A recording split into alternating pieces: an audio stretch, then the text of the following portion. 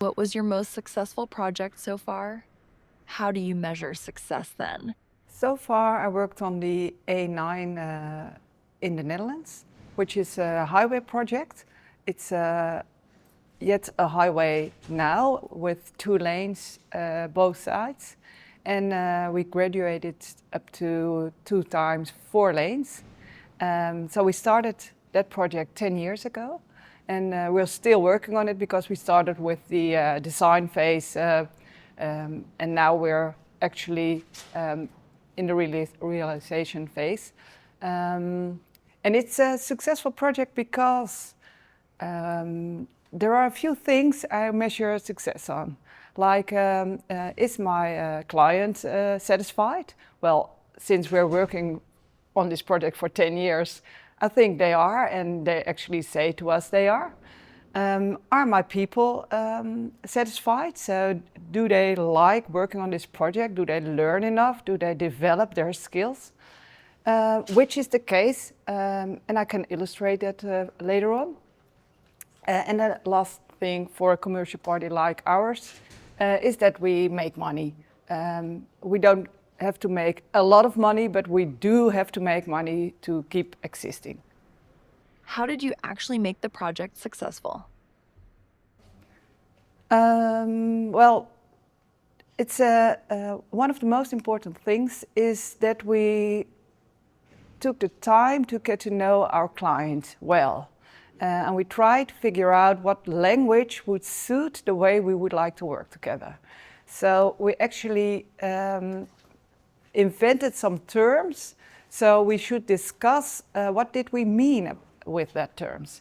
So instead of preliminary design, we decided to call it risk-based design. And everyone was asking us, what do you mean by that? And then conversation started about what do we want out of this design and how do we get there? And what does it ask from us? And who's the team who should be working on it? So by trying to find new words and new framing, we actually took the time to get to know this client. And well, since we're still working with them, I think we succeeded. Can you give an example of an obstacle you faced in achieving success? Well, in 10 years, a lot of obstacles occur, but we did find a way to get through them. And one of the most important things I think is that we discuss them on time. So if you see an obstacle coming ahead of you, we did discuss it with the client, and together we found new solutions. One of the things in the earlier days was,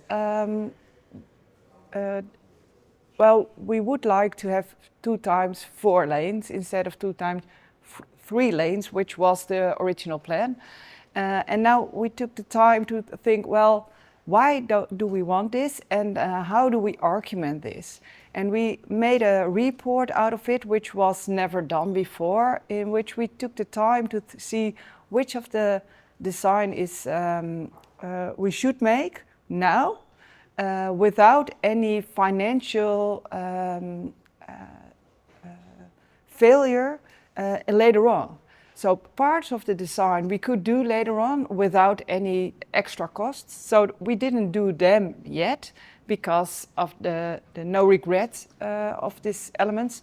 But parts of the design, like the civil structures or the concrete part near the city, we couldn't do them later on. So we argumented we could do it later on, and we discovered this by making a new report, which was never done. And then we took this report to the minister, and the ministry took this line of reasoning, and that's why they make money free for this project to do the parts that we would regret if we didn't do them now. So it's by adapting the same line of reasoning towards the future. That's why we took this obstacle together with our client and their client. How do you consider societal impact when developing a project? Well, in a lot of ways. We started with making this environmental impact analysis with the most important stakeholders, which were in this case two municipalities which we crossed with this highway. And together we make this analysis of what we could do to make not only a highway project but also a project with impact on the municipality. And one of the most important things that came out of it was that one of the municipalities would like to be seen as a green municipality to live in. So we added some elements in the design so people who are passing this municipality could see all kinds of green bridges, green park environmental views. So we integrated this in the design. And another thing was that pedestrians and cyclists are very important for the municipality, but we were building a highway. So we added a new bridge on one of the crossings, especially for pedestrians and cyclists, which was had a lot of value in the nearby society for the people who lived nearby this this highway. But it wasn't our primary project. But by adding these kind of elements, which were small for the project with a lot of impact for the municipality, we had a lot of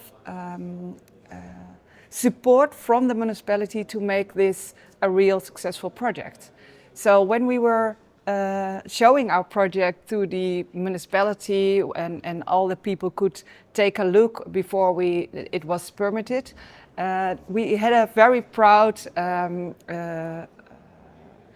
stakeholder from the municipality who was over there and also telling about his project. But it wasn't his project, it was the project of the national agency, but it was really a project which we developed together. So the elements we added made him proud to make it his project as well. And still after 10 years, he's still telling people why we should do this and how we could make it a better place within his environment for his the people who live in his municipality or a society. So school kids could pass this highway safer and faster than they did before. Even though it's quite a mess now because we're building it now, so it's quite a mess, but we still look forward to this new situation in which it's very much improvement for the complete environment. So it's a small example because we have a lot of examples in this big highway, but it's in the small things we really make impact, I think.